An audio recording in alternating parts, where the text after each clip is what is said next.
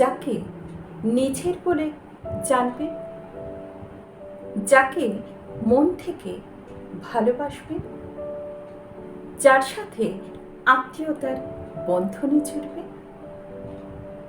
যাকে বন্ধু বলে আপন ভাববে, সেও আপনাকে বন্ধু বলে মানছে কিনা সেটাও একটু ভেবে দেখবে। কাউকে গুরুত্ব দেওয়ার সাথে সাথে আপনিও গুরুত্ব পাচ্ছেন কিনা সেটা একটু বুঝে নেওয়া দরকার। আপনার ইমোশন, আপনার ভালোবাসা, আপনার সময়, এগুলো আপনার মূল্যবান সম্পদ।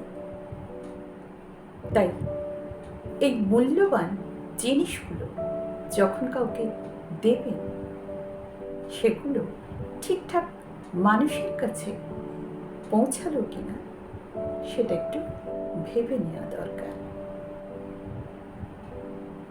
একটু হিসাবি হন, কারণ বেহিসাবিকে এই পৃথিবীতে কেউ হিসাবের খাতায় রাখে না।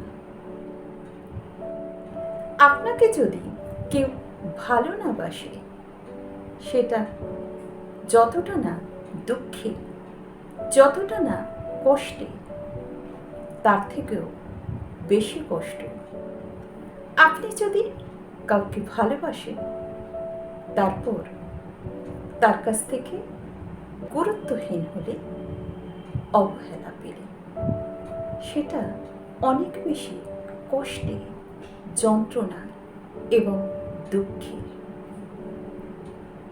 আজ পর্যন্ত এই পৃথিবীতে অধিকাংশ মানুষ পড়েছে এই অবহেলার